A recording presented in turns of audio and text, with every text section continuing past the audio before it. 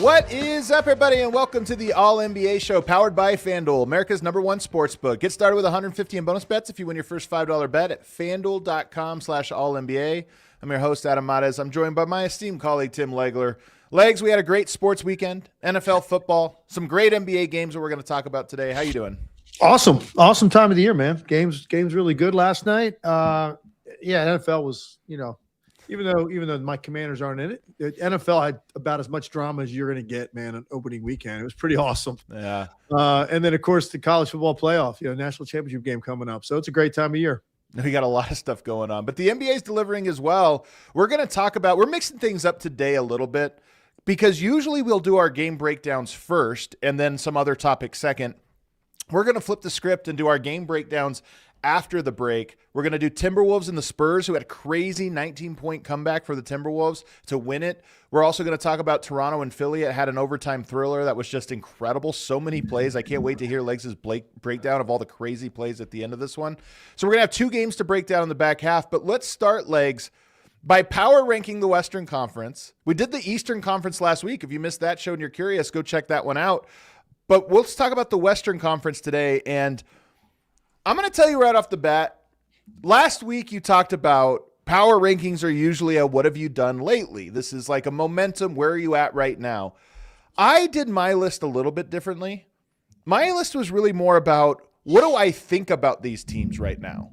And because there's a lot of teams with big injuries and different things, and I didn't want to just do that where, they're injured so they're low. So it's like, what do I think where these teams are at their best given what we've seen to this point?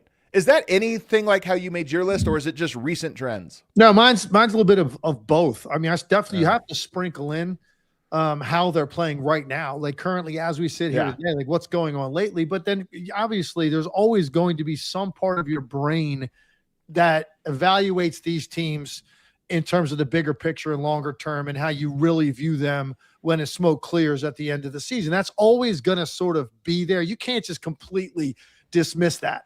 So for me, it's a combination of the two. This was a very, very difficult thing to do after I got outside the top five.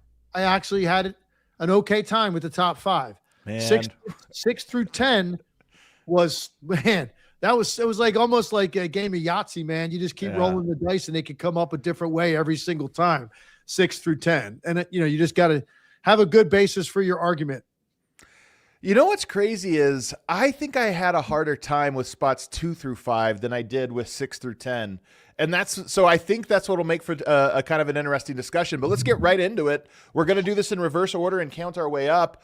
Let's start with number 10. My number 10 team, this was the only team I feel like was something of a throwaway. For me, I could have given one of two team names, the Memphis Grizzlies or the Portland Trail Blazers. I ultimately went with the Blazers. They're 7-3 in their last 10. I do think they probably have a little bit more like of a sense of what they are. Memphis right now in a point of flux. They're getting some good performances. But that was my number 10, but I don't feel like that attached to it. I feel like there's almost a drop-off from 9 to 10. Well, if you got Portland 10, is that what you said? Right? Yes. The Blazers? Then this is going to be really a fun time we're about to have if you've got Portland 10. Because I'm going super punitive. I'm going, this team needs to be called out and punished right now for the way that they're playing. Wow. I'm putting Houston. Whoa! Right off the bat. Houston. Now, listen, let's be clear about something. Let's be clear about something. Okay?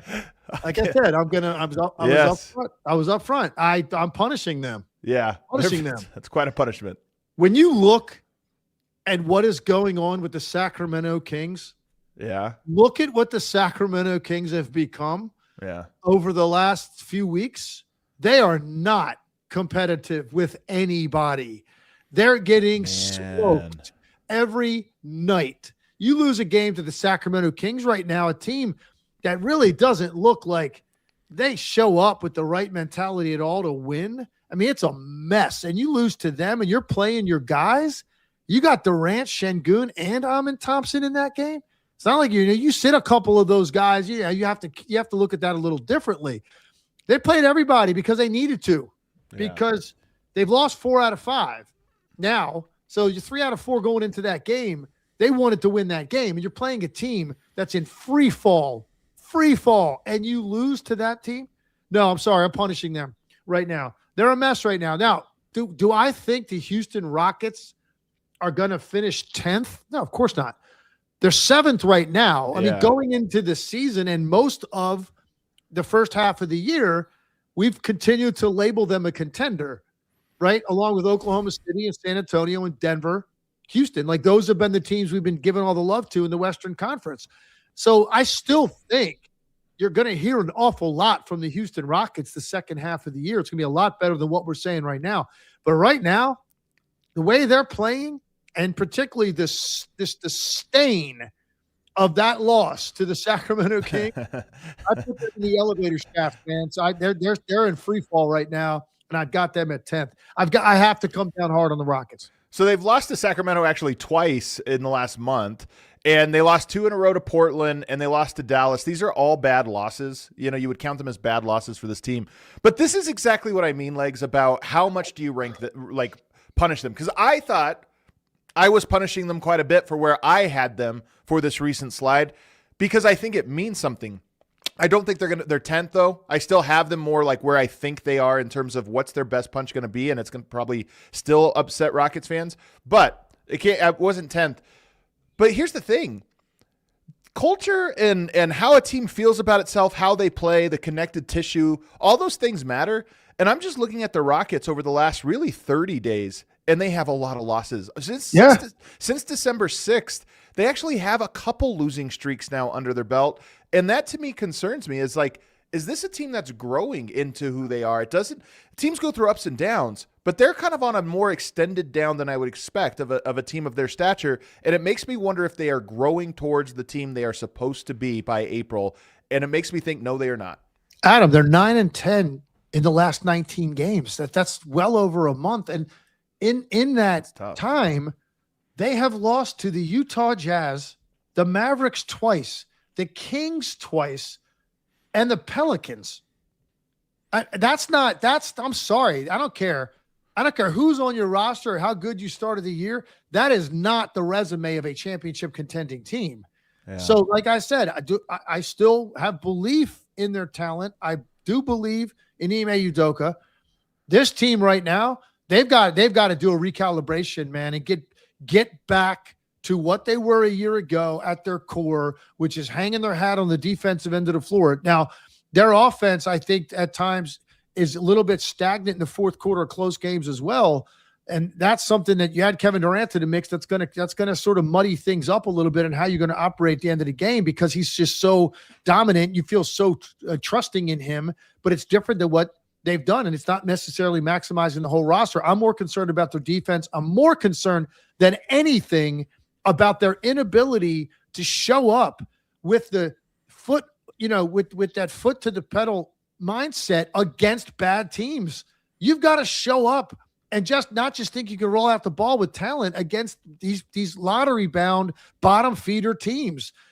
Some of these teams have talent. Like Utah can score. You got to show up ready to play against a team like that. The Dallas Mavericks play really hard defensively.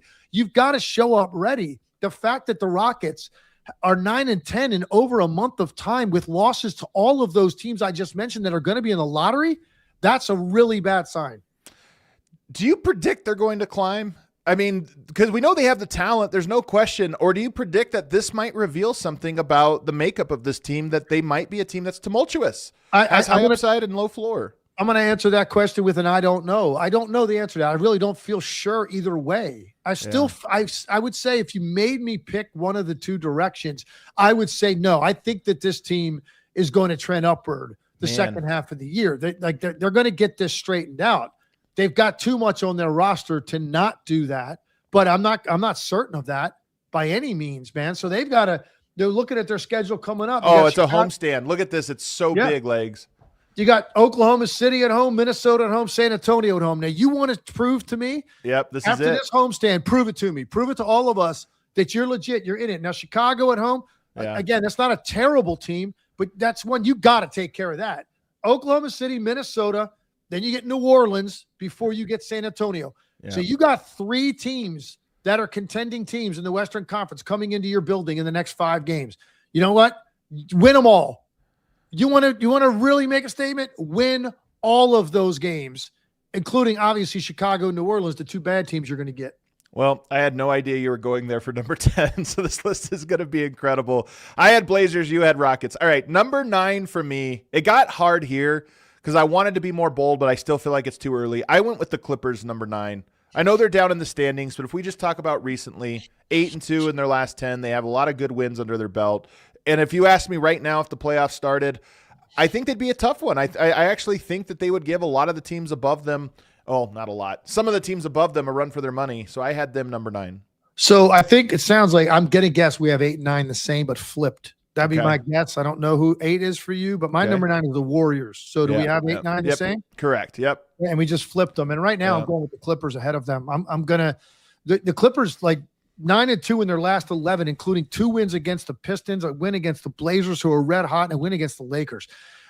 For me, they've really turned it around. They were a mess, obviously, beginning of the year, and their defense was nothing like we saw a year ago. And they're still, as we sit here, they're a game and a half out of even the play-in. So they're in 11th right now, but clearly trending upward. 8 out of 10. Probably, actually, they might be the hottest team along with Phoenix. They're the hottest team in the Western Conference right now in the last 10 games. So for me, I think I've seen enough of the Warriors to know what they are. The Warriors are a good team, and on a night when, Steph Curry or Jimmy Butler play great, they've got a better chance of beating a good team. But they're an average to above average team. That's what the Warriors are. The Clippers, at their best, when they can sustain it over a period of several weeks, which they're doing right now, they're more than that. So I'm going to have the Clippers just jump over the Golden State Warriors, but it sounds like we're both kind of making them sort of in the same category. I just like the Clippers a little bit more as they're playing right now. Well, I'll tell you, for the Clippers, if you recall, 2 weeks ago, we were looking at the schedule. We were talking about how their back was against the wall. They had gotten good wins against the Lakers and Rockets. And so we looked at the schedule and said, hey, there's a bunch of games they're going to be favored in. Can they go like 12-2 over the stretch? Well, I think they're like 9-2 over their last 11, and their upcoming games are Charlotte, Washington, Toronto, Washington, all winnable games. Toronto will be tough, but winnable games. This is what they needed to get back into it. If you just look at their extended schedule, they've got Utah and Brooklyn shortly after that, so they have a lot of winnable games coming up. But they were so far buried to begin that it's going to take all of that just to get back in the conversation. But you actually maybe could talk me into it. I give the Warriors a bit of a legacy. Yeah. You know what I mean? Yeah. I'm counting on them to be a team they have not been this year, but I've seen them be in previous years. And so I'm like, I just know it's in there. But maybe I'm wrong. Do you feel that way about the Warriors? Is it possible we're giving them credit for something they no longer are? Yeah, I think so. I do think I'm guilty of it. I think we're all guilty of it. It's the Steph Curry effect. They still have Steph Curry on the roster, and he still is great most nights. And so that's kind of where, when you start to think about, okay, making that declarative final statement, the Steph Curry era is like over in terms of being a competitive team or a challenger in the Western Conference. It's very difficult to close that book because of how great he is. And he still is great, like I said, most nights. So that, I think that's really what it is. That's why we still kind of tend to give them the benefit of the doubt when we're thinking about completely, banishing them. So for me, Clippers, Golden State, it's sort of a coin toss. I just like the Clippers right now. The sustainability of who they're beating. Golden State's last, what I would call good win, unless you count the Bucks, which they're 17-22. No, I don't. We can talk about them later. I mean, you might, that's Giannis. That's, however you want to look at that team. I don't either. So if you discount the Bucks win, their last win against a good team was on December 20th. So it's been a long time. The Warriors typically can play with those teams, but they have a very difficult time getting it across the finish line at the end of the game. So that's why, for me, Clippers are winning those games right now. Golden State is not. That's why I'm going with the Clippers. All right. Blazers, Clippers, Warriors for me. You had Rockets, Warriors, Clippers. So now we get to number 7. I went with the Lakers here. This is one of my big, bold ones here because they are 5th in the standing. I guess it's not that crazy. Really, if you look at it, they're 1 game up of the actual 7 seed right now. So none of these, you could have a lot of different orders. But of all the teams now that we get above here, I think I trust the Lakers the least. They have the negative point differential, the only team in the top 8 to have that. And they've won a lot of clutch games. I just don't buy, like, they've had these good versions of themselves, fragmented versions of themselves. I don't know if I buy the full roster as having this incredible upside. So I had them 7, and I feel like it's a little bit of a hot take. All right, so I'm going to give my 7, and then we'll have all of these teams included. We could talk about, like, the difference. Yeah. Just go one, at a time. So my 7 is Portland, and my 6 is going to be the Lakers, and you give your 6 in a second. So I've got Portland jumping up, man. If you're not – this isn't like hot takey. Oh, look, I don't watch the Blazers, and now I'm just going to look up and see how they're playing. I go, okay, let's go with the Blazers. Watch them play. Watch the Blazers play. They are bringing it. This is a team, some teams show up and you don't know what you're going to get. Are they mentally going to be there tonight? Is the effort going to be there? Do they look like they've got cohesion? Are they playing all out defensively? Like, there's a lot of teams in this league that you get very inconsistent product depending on what night you catch them. That's not the case with the Blazers. It looks the same every time you watch them. They're bringing it every night. They play incredibly hard, and then the results are starting to show up, man. In their last 9 games, they're 7-2 with 2 wins against the Rockets, a win against the Spurs, and a win against the Celtics. Like, that's not flukish, man. Yep. That's a period of over basically 2.5 weeks. And you're talking about, the Celtics have been very difficult to beat, even without Tatum. They've had an incredible year. And obviously the other 2 teams, Houston, I know I punished them, but it's still the Rockets. It's a lot of talent. Sure. That's still a team we list as a contender in the West. They got them twice. And they got San Antonio in their last 9 games. They've got, Abdi has been unbelievable. He has to be an all-star. And we said that a couple of weeks ago, and he's done nothing but play better since we said that. So I think the guy's got to be an all-star this year. And then, Shaedon Sharpe, Klingon giving you the rim protection. This team has been impressive. And most impressive is the consistency with which they go about their business. There is no really, diversion from what their norm is, which is play hard, young talent, and just you're going to have to show up. You have to kill them to beat them. And that impresses me, man. So I'm giving them the benefit of the doubt, and I jumped them a few spots even from where they are in the standings. I got Portland at 7 and the Lakers at 6. So talk about the Lakers then real quick, because that's a little bit low. The Lakers are 5 in the standings. They've been higher for a lot of the year. They've been banged up. So I think Lakers fans would say, yeah, but our full squad, we have the 3 guys. But it sounds like we're both kind of low on them relative to, any kind of championship aspiration, like that they can be one of these top 3 or 4 teams. Well, I'm just going, really the main thing for me that why it keeps me from raising the bar is, number 1, they were really the main team I was talking about just now, probably the definition of what I just described, the inconsistency with what you're about to watch in terms of just effort and cohesion and just chemistry and like all that. They to me are probably the definition of that. That's one. I just can't bank on them. Now, they've been dealing with injuries. Austin Reeves out. That's a big deal. I get it. They've been dealing with injuries all year. I think they've had 8 games with their 3 best players. That matters. I'll give them that. But the other stuff has nothing to do with injuries. Like the effort, commitment to playing in transition, the flow offensively, like that has nothing to do with Austin Reeves. That has to do with your style of play and your culture and your identity. And like that, to me, wavers with this team. The other thing is this. Just look at who they're beating and who they're losing to over the last few weeks. When they play good teams, they lose. Their last, I'll go 7 losses. Milwaukee, San Antonio, Detroit, Houston, Phoenix, the Clippers, and the Spurs. That's their last 7 losses. And what are their last wins? New Orleans, Memphis, Sacramento, and Utah. I mean, it just look at it. The body of work, like you're beating you're beating bad teams that aren't playing for a whole lot, and you're losing to the teams that are playing for something. Sorry, that matters, man. That helps define who you are. All right, so Lakers right there. The next one for me, I think this would be number 6. The next one for me is the Phoenix Suns, who you could make the argument they could go even higher than this. I haven't picked the Rockets yet. The Rockets would be my next one, so I didn't punish the Rockets as much as you did. And I know this one could be annoying because it's meaningful that the Suns passed the Rockets in the standings last night. Obviously, the KD trade, the Dillon Brooks KD trade, this is at front and center for these two teams, and it's wild that the Suns are now ahead of the Rockets almost halfway through the year. I love what the Suns are doing. I still think that they are closer to maximizing who they are rather than like ascending into who they are. I think this is the team, like they've impressed everybody, but the teams ahead of them to me just have more upside, and that, in my opinion, and that's why I have them where they are. Well, what about you? Yeah, and that's this. So this is really, we're getting back to now the premise you set up before we started this and how you're coming up with your criteria. Because for me, I would agree with that statement.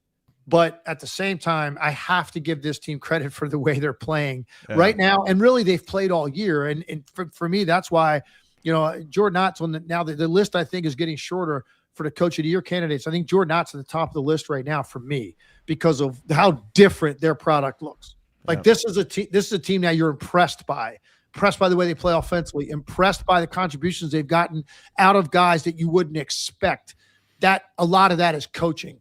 And figuring a way to unlock untapped offensive potential out of guys. They play hard every night. They don't need 30 to 40 points out of Devin Booker to win games. That matters to me, and that's why I've got Phoenix 5th. And they're 9-2 in their last 11, included in that time, wins against the Knicks, the Thunder, and the Lakers. So for me, Phoenix, with the consistency of the product, that's why I have them jumping ahead of the Lakers, and I got them in 5th. But look, again, people need to understand, am I saying that this is how I think that this is going to end up this year? No. Do I think Phoenix ends up, in my mind, like a more viable threat in the West than the Lakers or the Rockets? No, I'm not willing to go there. I'm just giving them a hell of a lot of credit for what they have done halfway through the season and flipping around a situation that nobody really respected over the last 2 or 3 years with all the talent they had and the results that were being produced. They have flipped the script on the way we view them, and Jordan Ott is the main reason for that. So that's why I'm just going to give them all the love in the world. I still think the Rockets and Lakers, because of the talent at the top and the upside potential, probably end up ahead of the Phoenix Suns when it's all said and done. But I'm giving them love right now, man, because of the way they've played. Well, and what's confusing is I did it the opposite way because, yes, they're 8-2. You could put them really high if it's just on recent trends. But for me, it is a blend of that and just where I think they belong, as you put it, a threat. And not for the regular season standings. I just mean a threat as in the best team when all the chips are on the table. And that's why I have them right there, slightly below the Rockets. But that means we have a top 4 that are the same. I don't know if it's the same order, but we do have 4 teams remaining, and they are the 4. And I think mine is going to upset a lot of people here, but I actually believe it. Look, all 4 of these teams could come out of the West. Here's what I'll say. I would still add the Rockets as a team I think could come out of the West. It's just they're not trending in the right direction right now. We'll see. Maybe there's a point in time where I won't believe that, but at the moment I do. But of these 4, I think they all could come out of the West. So it's no disrespect, but number 4 is the San Antonio Spurs. And it's crazy because they're the number 2 seed. And they're 5-5 in the last 10. They've had some guys in and out of the lineup. This isn't like a crazy knock. I just think the other 3 teams right now have shown me something that I think is going to matter a lot in the playoffs. Like I believe in the playoff identity of the 3 teams. And the Spurs are still a team that I think win with a lot of margins, a lot of speed, a lot of youth. Some things that I think might not be quite as impactful. This is not a knock on San Antonio, though. I think they're great. I couldn't put them above the other ones. Number 4 for me right now, I'm going with Denver. And look, I know that Denver, for most of the beginning of the year when Jokic was healthy, I had them as number 2 behind Oklahoma City in terms of just threat to win the West. I think that's how the season started out.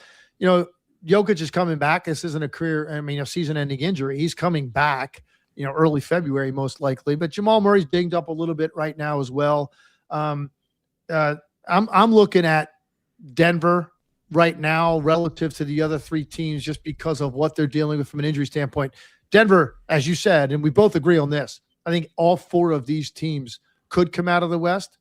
And what's interesting to me is that I'm saying that, it shows you how I have sort of looked at Oklahoma City as being vulnerable, and I didn't look at them that way in the beginning of the year. Yeah. I thought it was almost a foregone conclusion. They're going to win the Western Conference. I don't know that that's the case anymore. So when you make an argument for 4 teams, and then if you want to include Houston and the Lakers, I think, yeah, you can make certainly arguments for both of those teams. Definitely the Rockets more so than the Lakers.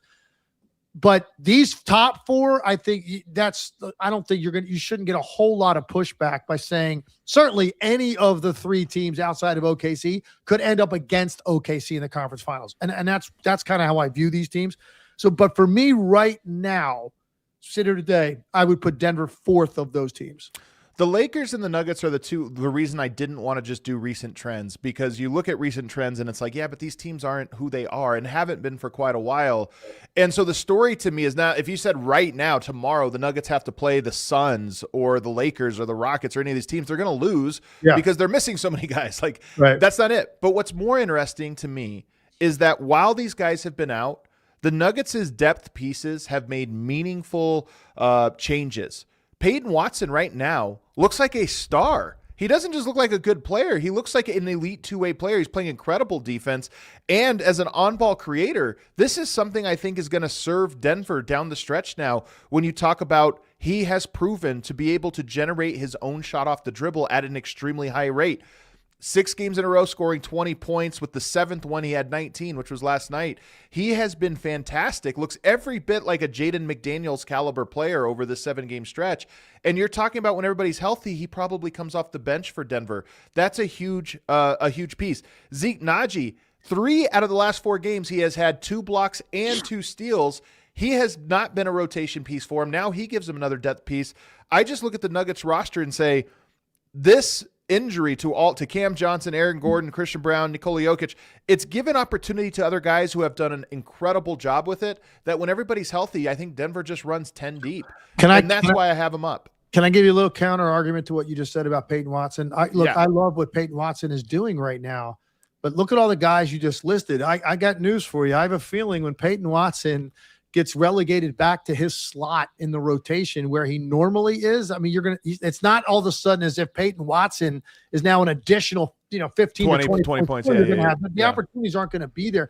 Now, he might eat up some of Cam Johnson's minutes. That could happen. That might be something that they're going to now look at a little bit differently because of his ability to dial it up the way that he has with all these guys missing. But when you add Jokic back to the mix, when you add Christian Brown's minutes back to the mix as full-time starter a year ago, and Aaron Gordon, who handles the ball quite a bit for them, back to the mix, it's going to be difficult to find that. And that's what's kind of been head-scratching a little bit for me. It's not like Peyton Watson's some dude they just picked up out of the G League this year. Peyton Watson's been there the whole time, and he hasn't had a run like this. Yeah. So it's like, how does that happen other than opportunity? And that opportunity is not going to be there all season. So let's see how much ultimately Peyton Watson is affecting them differently over the last 20 games of the year than he has in the past. I think it's going to be very similar. Now that's a good thing. I don't know. I don't know about similar even. Well, it might not be the level you're right that you're saying. I understand what you're saying. His role gets scaled back down. Although it's possible he eats both a little bit of Cam Johnson's minutes and Christian Brown's. And that could happen if he's opened their eyes enough during this stretch.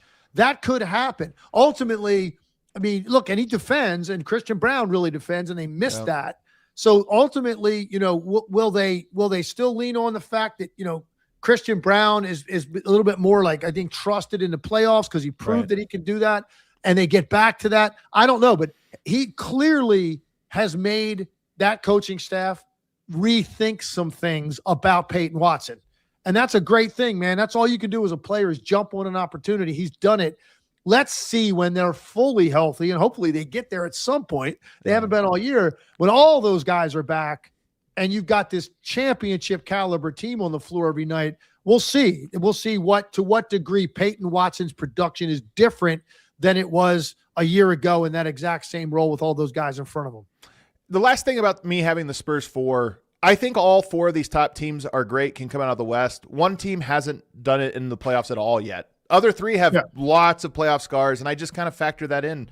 Fair or not, I factor that in. Number 3 for me is the Timberwolves, though. I find the Timberwolves to be on a run. Coming into the year, I believed in the Timberwolves, and they got off to the slow start. They're the team I thought they were going to be. Legs, we're going to talk about their game. They're so physical, man, so tough, and that matters. They know how to play through contact. They love it. You're not going to out-tough the Timberwolves, like from a physicality standpoint. You can only match it. And I think there's 2 or 3 teams in the West that fit that bill. They're one of them. I just believe in them, and Anthony Edwards is a hell of a closer. I got so I've got Minnesota right now, number 2. I got San Antonio 3. Okay, so we're both high on Minnesota right now. Yeah, and I'll tell you, look, Minnesota, and we're going to talk about the game in a minute last night. There's some really, really, really things that jumped out to me in that game, particularly during Minnesota's comeback and what was going on and why they have something from a personnel standpoint that was very effective against San Antonio last night. And not everybody's got it, but they have it. I'm going to talk about that when we break down the game. That kind of opened my eyes to them right now. And look, they're hot. I mean, they in their last 13 games, they've beaten Oklahoma City, the Knicks, and the Spurs. And last night was an incredible comeback win in the way that they shut them down to close that game and made play after play that they had to make. And Anthony Edwards was special again down the stretch. That's why I've kind of had them jump a number of spots. I mean, if we had done this list like 10 days ago, 2 weeks ago, I'm probably not going to have Minnesota like in the top 3. And now I've had them all the way up there. So yes, San Antonio 3, Minnesota 2 for me. I think we both have the same number 1. It sounds like. And everybody that's going to say there's some disrespect here, just know that right now in the standings, the Spurs are 2 games up of the 5 seed and 4 games up of the 7 seed. So it's one of these things where it feels like, well, how could you do that given what they've done? They lose 2 games this week, they could fall all the way down to a road team in the playoffs. So it's just the West is so good, and these teams are going to rise and fall. Yes, we have the same number 1 team. It's the Oklahoma City Thunder, but I will say this.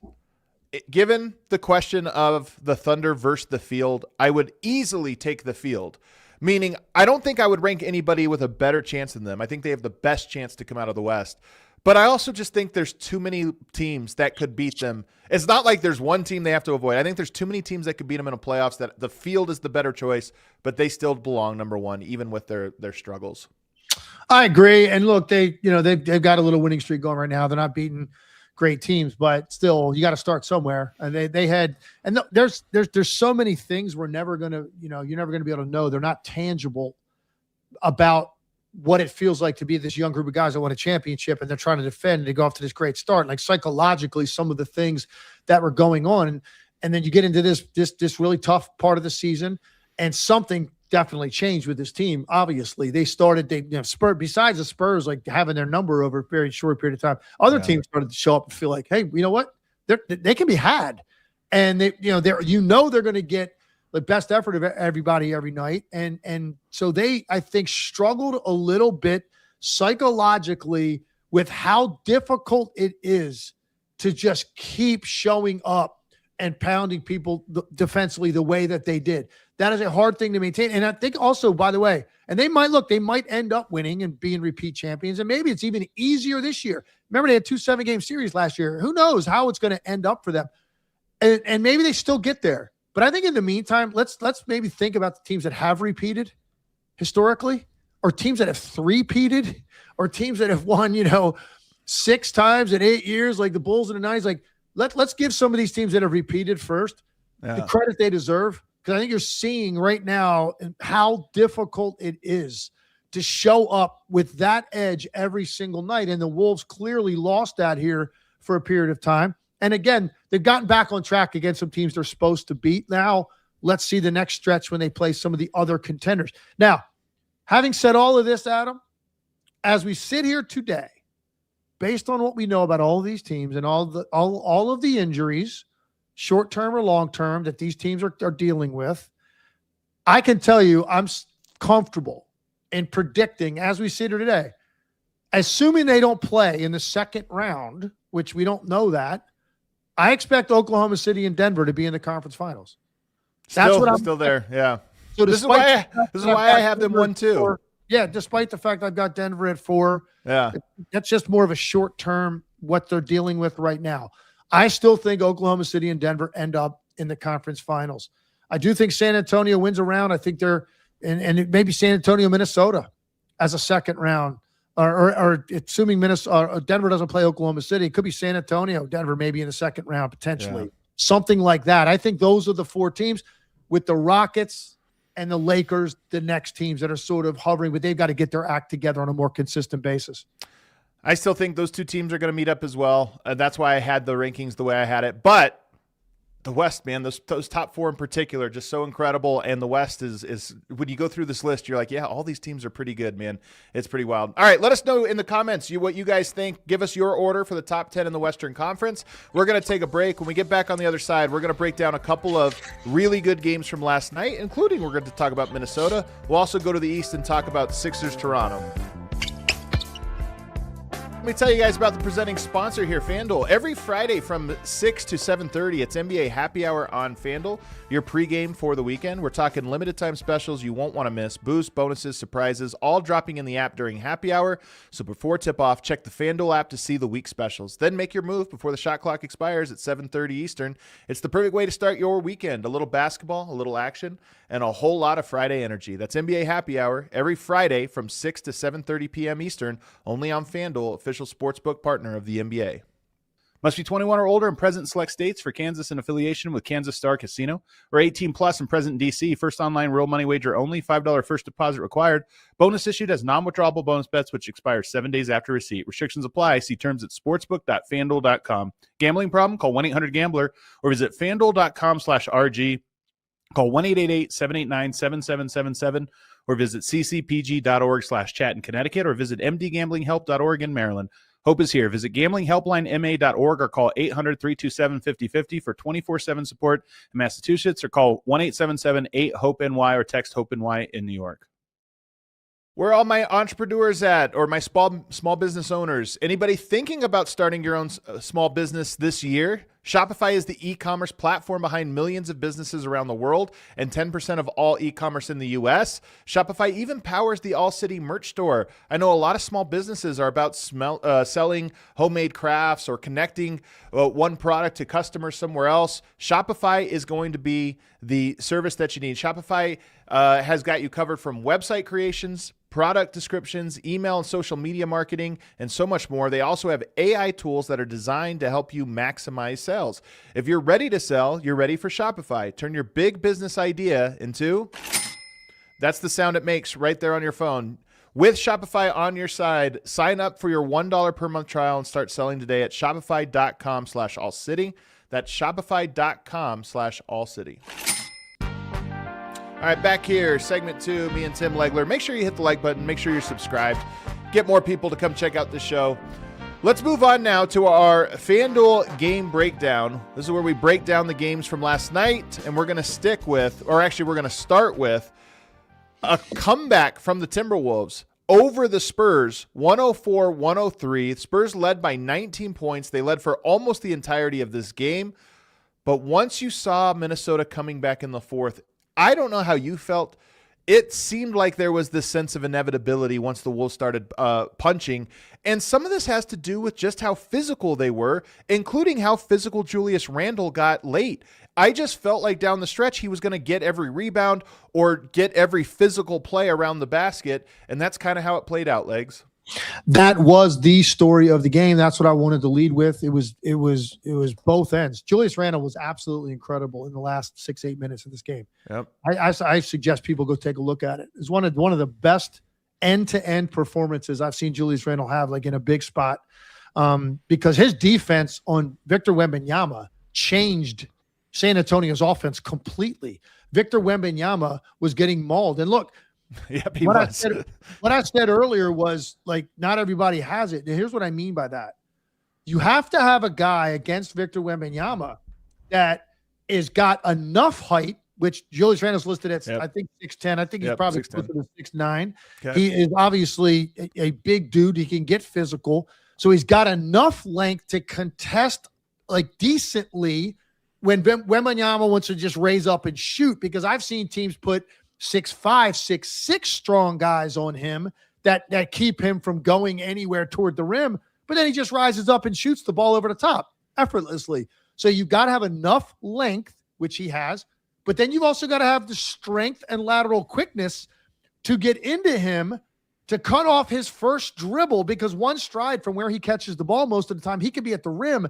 You got to be strong enough and laterally quick enough to take that away and long enough to contest at the same time. Julius Randle has all those things. And look, Julius Randle's not a guy you look at and go, he's not a defensive player of the year candidate, but against certain guys, and he sensed it in this game, he could get into Victor Wembanyama and completely take away his ability to do anything on balance. And that's what he did. He forced two really difficult fadeaway jumpers, and then he basically just mauled him on the sideline one time, and Wembanyama just went to the ground and fell right in front of the Timberwolves bench. No call, turnover. He changed the game and how San Antonio wanted to attack them. But he was also doing it on the other end of the floor. He was posting up. He was getting all over the offensive glass. He had a critical three-point play. He got to the foul line, had a putback on another possession. He physically took over against the front line of the Spurs. Yeah. And he was the story, along with the shot making of Anthony Edwards late. DiVincenzo had a huge shot, but it was Randle's presence physically against this team that altered the outcome of the game. And it was really fascinating to watch how difficult it was for Victor Wembanyama to get off anything that looked like it was going in over the last 6 minutes with Randle guarding him. And let's be clear, man, the physicality was on the line. You know what I mean? Like they were so physical down the stretch that I thought the officials were kind of trying to figure out how much they were going to allow, and they just ended up allowing a lot. But that was one of the things that stood out to me, was that Wemby had a hard time holding his position on his spots. He loves to get to that foul line and post up. He was getting knocked off of it. He was getting off balance and everything else, and you credit the Timberwolves for it. And by the way, Julius Randle, naturally physical. He's just one of the strongest pound-for-pound players in the NBA, naturally physical. Jaden McDaniels is really physical. For a skinny guy, he plays just so, gives you little forearms, gets into your body, pushes you nonstop. He is incredibly physical. DiVincenzo, Anthony Edwards, they just have a lot of guys that like physicality. I don't even know how much it's coached or this or that. It's just that team is extremely physical, and that's what stands out. All right, what else stood out to you about this one? I think – so there's this trend now going on with San Antonio a little bit. Darren Fox was good late in this game. He hit 3 big shots in the last 5 minutes. And he's done that over this recent stretch of games where he's shown up late, but he's not great the rest of the game. So he hasn't really played the way that I think that we expected. I mean, he's had some shooting nights here over the last 4 games. 4 of 18 against Memphis in a loss, 5 for 14 against the Lakers, and 6 for 19 last night, but he was good late. So it's almost like, but he showed up when it mattered. But it's like, I feel like they needed him to be better earlier in the game. Like that and give them a cushion, more of a cushion, or give them more of a rhythm when he was playing better earlier, rather than just trying to bail them out late, because he did the same thing against Memphis and it wasn't enough. They lose the game. They lose last night. So I just thought their offense was a little bit interesting to me. The way that they sort of managed it, particularly when Wembanyama was taken out of it to a certain extent. Stephon Castle was really, really quiet, and he's been so good for them this year. So I just think they're deep, and when they get everybody back, they're really deep. They got a lot of really high-level guards on that team. Obviously, you got Wembanyama. I mean, for the Spurs, there's still some question marks there, and I think offensively for me, it's been what's going on with De'Aaron Fox that he's having a harder time throughout the whole game, to put together a 48-minute game right now where he kind of looks like the guy we saw in Sacramento, or looks like the guy that we saw in San Antonio last year when he got there a lot of nights. He's having a hard time right now stringing together makes until they need it late, and then he's pretty good. But it's amazing putting the ball in the hands of a guy, even when nights he's not particularly played well offensively, when they've got other options on that team. He's still the guy that gets the ball, and he's still the guy that's going to settle matters for them a lot. And he did it again last night, but it's what's going on the rest of the game? So De'Aaron Fox right now, not really in a great rhythm. And this is part of what I was alluding to earlier about, I feel like I know who the top 3 teams in my rankings were, and I'm not quite sure who the Spurs are. Their peaks have been great. They look fantastic, but I still wonder about, like, what do they do in these tight moments? And that's part of the thing I'm talking about. Another guy, though, by the way, to be mentioned here that I thought struggled with physicality last night was Castle. He had 7 turnovers, and what was he shooting? He had a horrible shooting night, 2 of 11 from the field. It's just another one. And again, this is what I'm talking about that team. Because of some of the injuries, Wemby on the minutes restriction, there's a little bit of, they have won a bunch of different ways, but what is the way they're going to win when it all comes together? And I'm just not sure. I think that's fair. Fair to describe them. And I think this was a great one because it's 2 teams that are really, really heavily in the mix. Very fun to watch both teams. And, Minnesota, we talked about this, I think, last week. Think about it, man. They went to the conference finals 2 years in a row, and, like, they're the team that got less conversation than anybody out there in the West, without question. We talked more about OKC, San Antonio, because they kind of surprised us, like they got here so fast. Always going to be talking about the Lakers more than them, the Rockets with their offseason moves. Even teams like the Warriors, like, get more talk just because it's the Warriors, and they got Steph Curry. Minnesota did not get much conversation. You look up, man, and they're playing as well as anybody right now in the Western Conference. And this was a dig deep, fight for it, like not want to give into it, win at home against a really good team.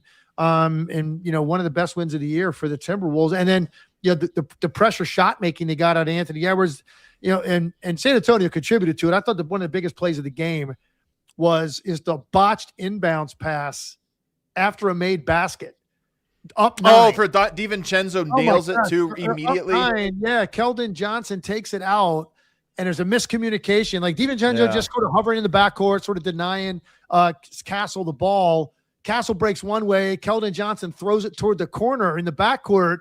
No one there. DiVincenzo just runs out there, grabs it, turns, and fires. I mean, it's like the most confident shot you'll ever see a guy take, and banged it. And now it's a 6-point game. It felt like that was the one that sort of lifted the building, right? Well, by the way, Target Center was so good. That was such a loud crowd on the broadcast.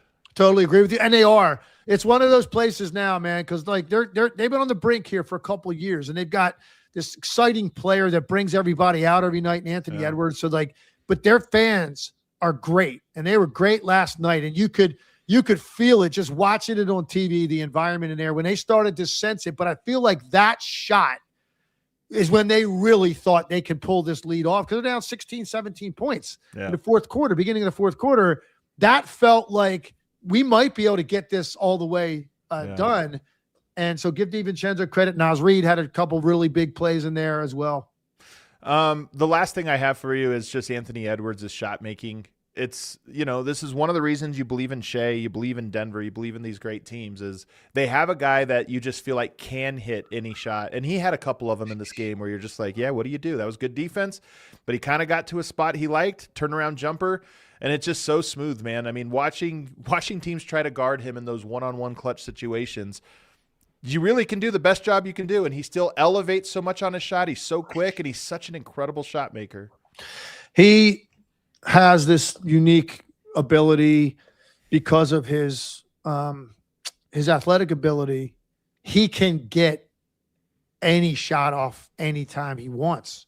He can get that 3 off whenever he wants. I mean, sort of like Luka in that regard, but he just shoots it at a more dangerous level than Luka, more consistently, like, lethal than Luka. But then, when you add that with the component of, if you do play that well, he can then take one more dribble. He can turn the corner on you and be downhill, coming in from the wing or the baseline, putting all kinds of pressure on you at the rim. He's improved his mid-range. He's really improved his passing out of traffic. Because his handle's gotten better, and his vision and his anticipation are all better. This guy's been spectacular for a while. He's still only 24.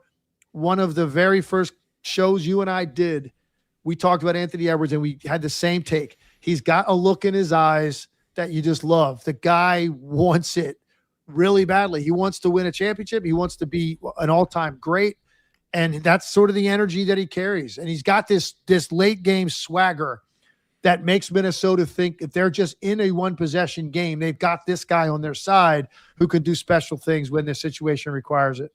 I know you talk about him taking too many threes. He's shooting 41% on 8.5. I was thinking about watching this last night. In eras past, you think of players, they're looking to attack, and their counter is the jump shot, because if you're sagged off too much, you got to be comfortable to take the three. I think he's the opposite. He's hunting his three-point shot. And if you step up too close, then he's so efficient getting by you. But it's like he's looking for the three, and I don't think it's wrong. I just think that the game has changed. He's so good at that three that he's constantly luring you to step forward, to lunge forward, and the moment you do, he goes to the basket and he scores. So it's just kind of an inverted way of doing it. But I think, Adam, real quick, I think you're right. I think there's been a subtle adjustment to his game, and statistically it matters. Like last year, his free three-point to free throw ratio was 10.3 threes to 6.3 free throws. He's cut his three-point attempts back by 25%, and he's taking more free throws than he did a year ago. So to me, there's a better balance. 10 threes to 6 free throws for a guy that athletic, I didn't think that was a great ratio. Yeah. You look at it now, and he's 8 to 7. That's a totally different type of game that he's playing. Like, he's still going to hunt the three, and he can get it off when he wants. He is a little bit more selective about it, and he is willing to take the extra couple dribbles and the required energy that it takes to go ahead, get downhill, get contact, get to the line when you need it. I think his balance this year has been significantly better than last year. And I think it matters in how I view him in terms of a viable guy that can get you through the whole thing. He's rounded himself into that. Another thing I've always respected about him, he takes defense seriously. He likes taking on the challenges of the other team's elite guards and wings. He's not going to shy away from that. You're not going to hide him. You don't have to throw him in a zone. He wants to guard those guys head up with the game on the line, and that requires a ton of energy, particularly when so much is required of you on the other end of the floor. The other game we're going to talk about now, Philadelphia falling to the Toronto Raptors in overtime, 116-115. Man, this game was, if you just talk about entertainment factor, there was so many big plays back and forth in the clutch of this game. Guys making big-time shots.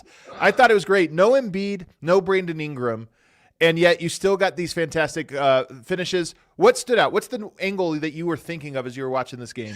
Yeah, poor Nick Nurse. He's going into the game. He thinks, okay, it was already planned. They're not going to have Embiid. And then he finds out right before the game as a late scratch, Paul George isn't playing either. And as a coach, and Paul George has been pretty good for them in the role that he has found for them now since he came back at the start of the year, missed the start of the year. As a coach, you go into the game, this is a big game. And Toronto's been really good this year. You're you're in the fight with them in that 3-4-5 type area.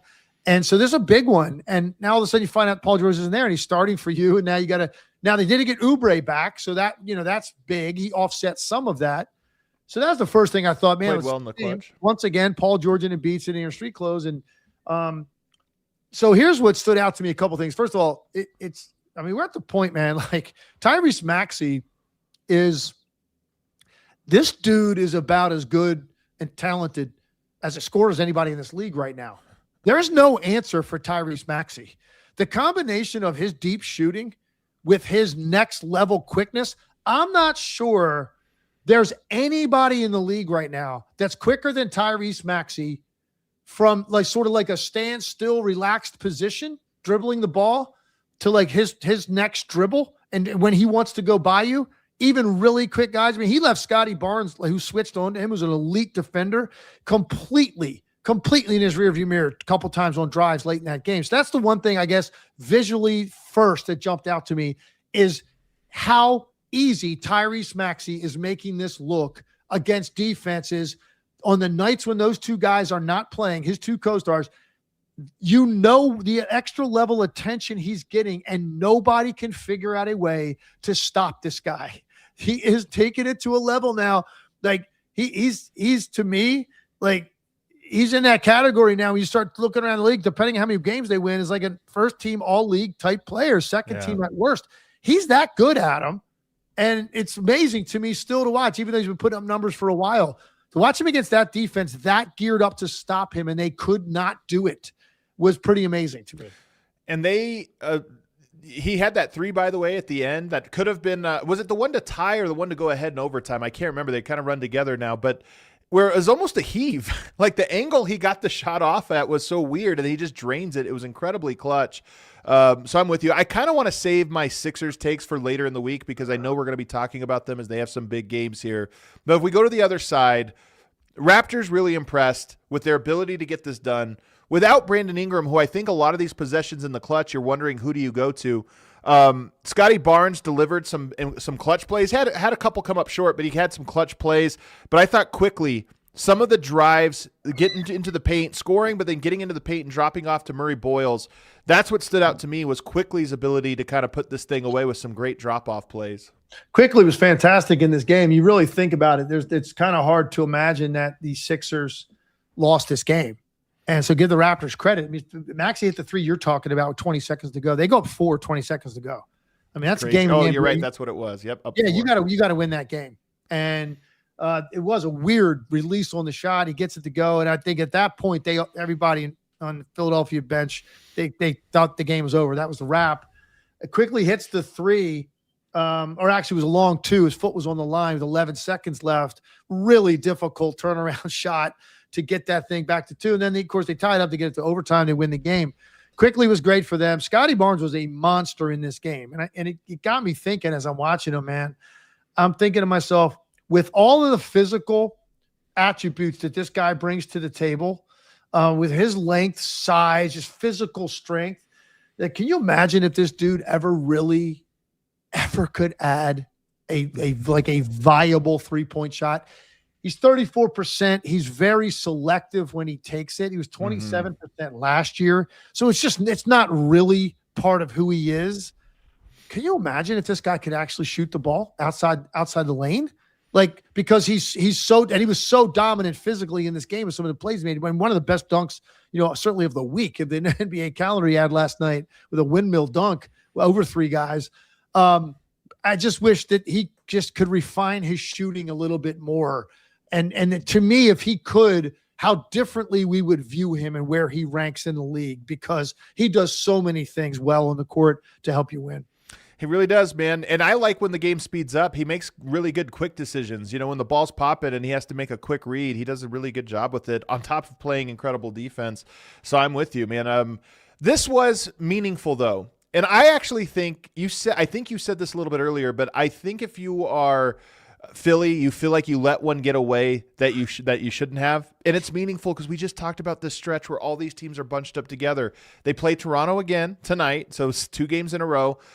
They let one go. Now you have to get this one because you're right there in the standings and you just gave one up. You got to get it back. You got Cleveland twice, of course, which you were calling.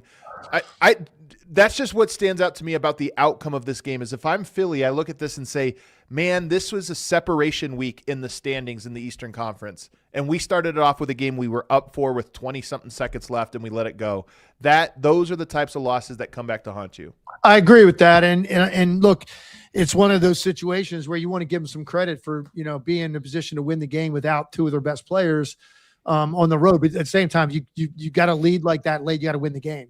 Yeah. And they weren't able to do it. And look, Quickly and Barnes were 2 guys we've given credit for. Barnes was great throughout the entire game. Quickly was a guy that he just played well late. He made some shots late that mattered. Overall, he wasn't great. So again, and you don't have Brandon Ingram, if you're Philadelphia, Quickly has an inefficient night, even though he made some shots late, and you don't have Ingram, and you're up late, you got to figure out a way to win the game. And they didn't. And it's a killer. Just like the game they lost to Denver, when Denver didn't have anybody playing and Philadelphia was rolling coming in. They lose that game at home in overtime. They lose this game in overtime.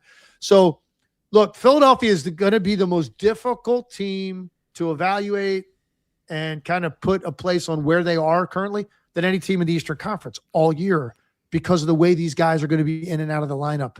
Yeah. And so they're so interesting and intriguing because of the talent. And I've got them twice this week. So I'm leaving for Philly tomorrow. I've got back-to-back games against the Cavaliers on Wednesday and Friday.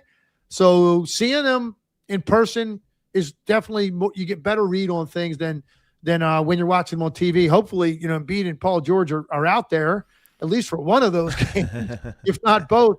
And again, Cleveland's a team that's been really interesting and trying to figure out this year as well. So I'm as intrigued by these two games I have this week as any I've done in a long time, because of both these teams are going to matter in the East, and both of these teams are hard to figure out, Cleveland and Philly. My last take here, just on Toronto, I want to give a shout out. Colin Murray-Boyles, I thought was fantastic in this game, and then Jamal Shed was too. It's funny. Shed had the better game than Quickly until the very end, and then Quickly took over.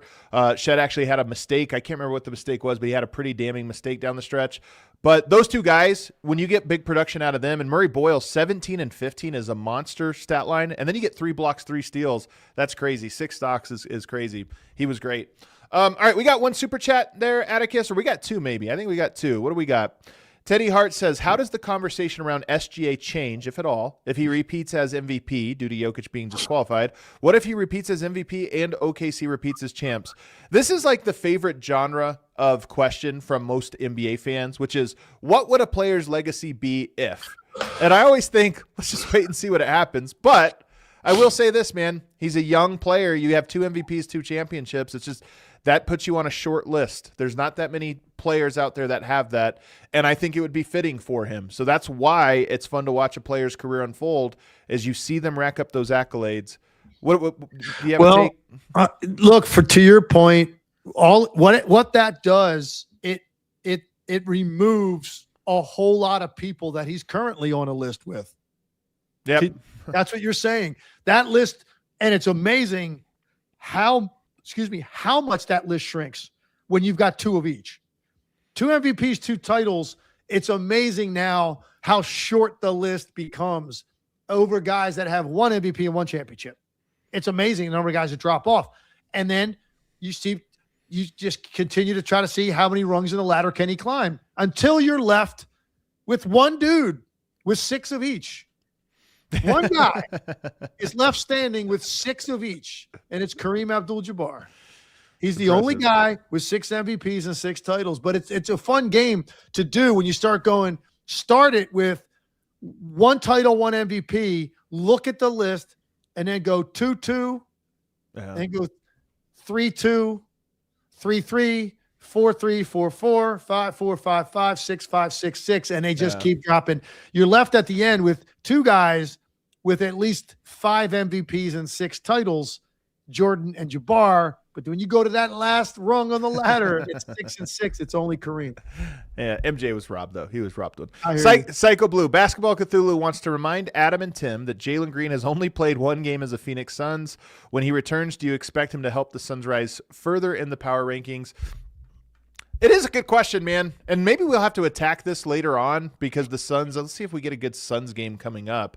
Because I feel like it deserves a longer conversation. But do you have a quick hitter on this one? Well, I think we have to wait and see what that looks like, because if you and I were both, and I don't think either one of us fall into this category, but if you or I were people that we were just 100% bought in on Jalen Green. Yeah, right. Exactly.